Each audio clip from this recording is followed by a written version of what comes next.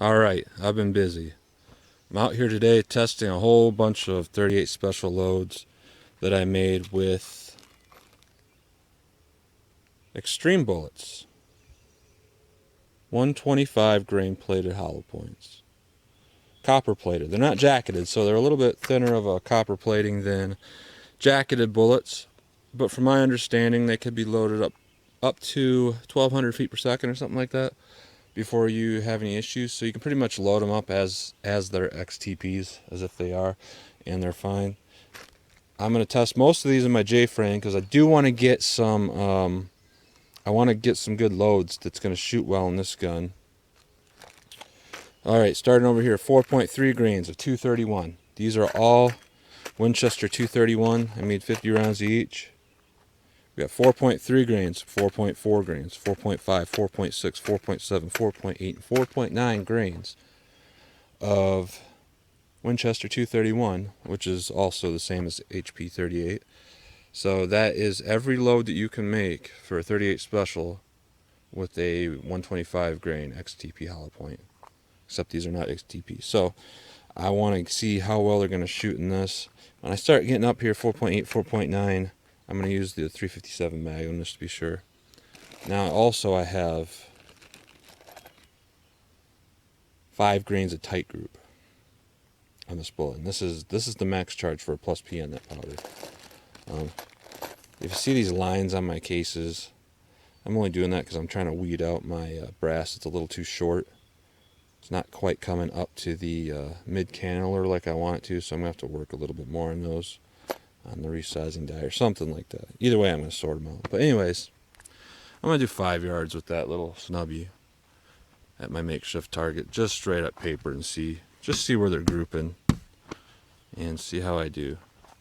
Also, I got a pizza box out at 25 yards, and I'm going to launch some of these 5 grain, these hot ones at it through my 357 Magnum.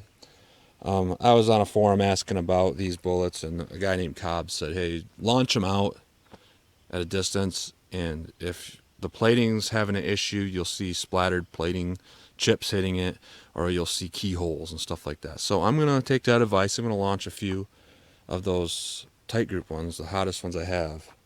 So if there's going to be a failure, it's going to be through those. I'm going to launch those at 25 yards. So anyways, time to get shooting.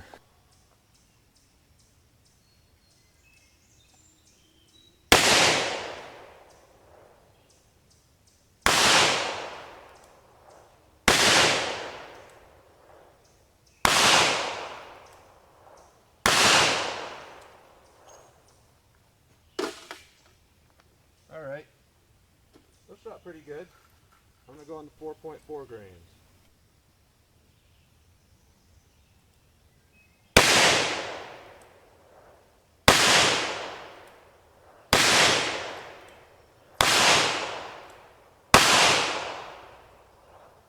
Those shot pretty well too.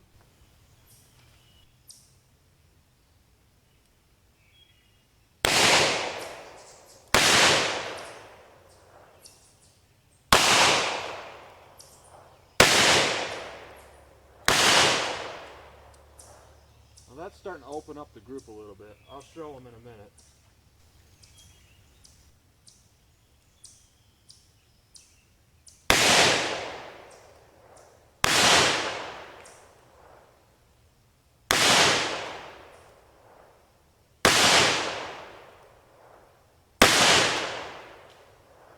That group opened up a little bit more too. And there is a big difference in recoil actually between 4.4 and 4.5 grains. Once you hit 4.5, it really starts to open up. I'm going to do 4.3, 4.4, 4.5, 4.6. Going to launch them off at my target. It's out there about 40 yards out. Probably won't hit it, but just keep an eye on the gun and see the difference between 1/10 of a grain between 4.3, 4.4, 4.5, 4.6. Probably see a little bit difference in recoil on flash.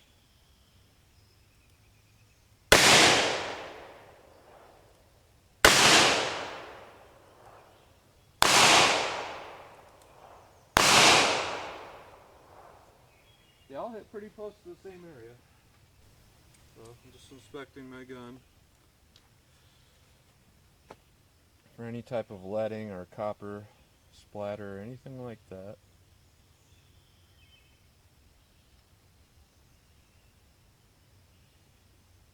Which I don't really see anything like that.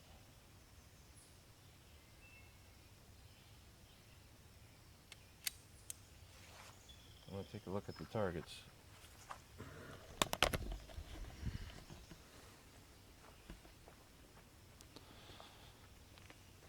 4.3, nice light load, it's easy to control. 4.4, a little bit better even. 4.5, I don't understand what's going on there. I did have it kind of jump on me. I did double tap accidentally. That's happened to me several times with this gun because the trigger is so smooth and the gun is so light. 4.6, pretty similar to 4.5, just without that extra flyer. So that's the difference between those particular loads. Now I got 4.7, 4.8, and 4.9 to do with the 231, and then the 5 grains of TiteGroup. So we'll see how those do.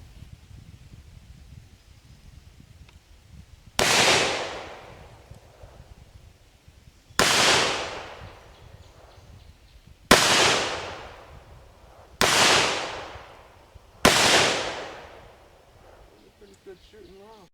Close.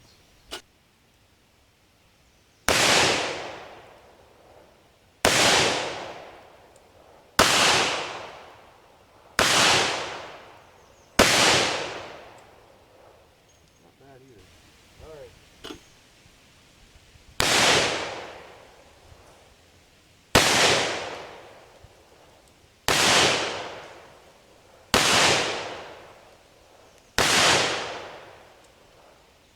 Shot alright. Alright.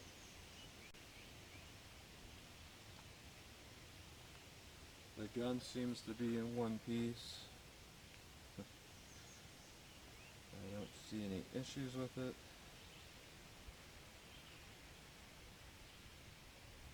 I don't see any leading,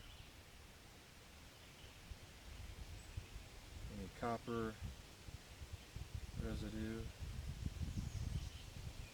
anything too bad. Gun seems fine. Alright, I'm going to switch on to 5 grains of TiteGroup with these things, but I'm going to fire them through my SP101. I ain't going to touch that with this until I know how well they're going to shoot in my 357 Magnum.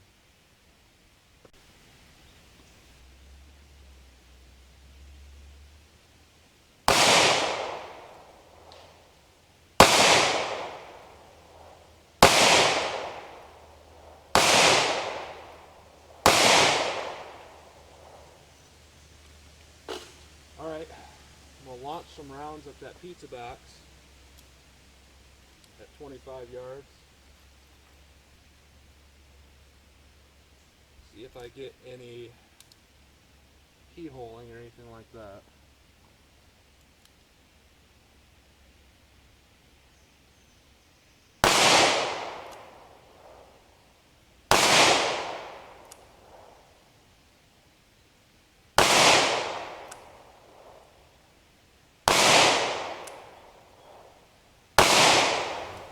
Inspect the gun. Don't see anything except burnt powder.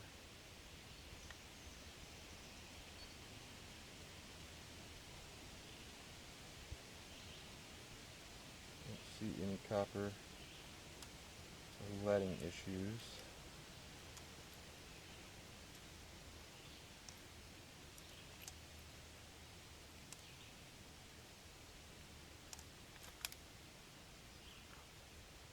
Take a look at the targets here. Now this one, first one, 4.7, I had a couple of flyers, but I hit 3 of them in the same hole. I think I could have done better if I would have focused more. 4.8, now that's pretty consistent. You see a difference in height there. I'm looking for something that's going to shoot a little higher because this gun's kind of low, shoots kind of low. 4.7 or 4.9, again not bad. The 5 grains, I'm really not used to shooting my SP-101 anymore. The holes do look a little bit different with the 5 grains than they do on, all the rest of these. They look kind of clean holes. These are like, don't know why that is. Can't imagine the hollow points opening up as soon as they hit paper or anything like that. Okay. Pizza box at 25 yards. It opened up on the last shot. Alright. See if I hit any. I think I got them all actually. 1, 2, 3, 4. I only have 4 hits. So I don't see keyholes whatsoever. Those look like perfectly straight entrance holes. This is ripped out because it was hitting that on the exit. Bottom 2, clean holes through. I don't see anything that would be telltale signs of copper separation or anything like that. So far so good. When I went to 4.9 grains, up until that point this gun was very dirty and sooty, but the 4.9 grains, it cleaned it. It got rid of all the excess of unburnt flakes. There was a lot of soot and stuff, and that hotter load actually seemed to clean off all the soot off it. That's pretty cool.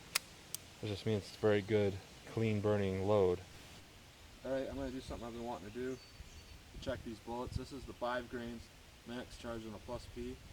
I want to fire one into the dirt. This dirt is very clayey type soil. So if I can catch one in there without damaging it,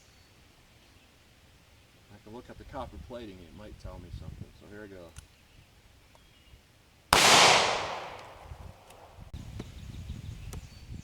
As long as I don't hit the bullet, I can... shoot.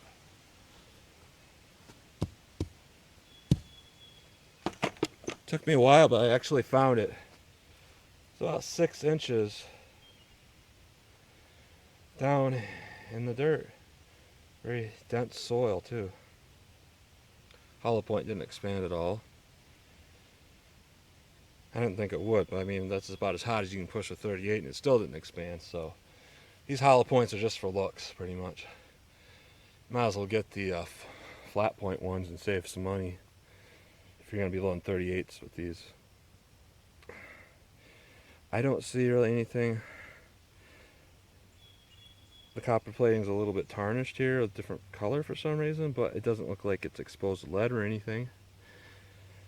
Base of it, certainly no deterioration of the copper plating. So if it can survive that, it's pretty good. Very thin rifling marks on it. It's not exposing any lead. So the plating's thick enough to be shot pretty hot, and it survived even being shot into 6 inches of dense soil. So that's my experience so far with the X-Treme bullets. So I think they're pretty good overall. So thanks for watching.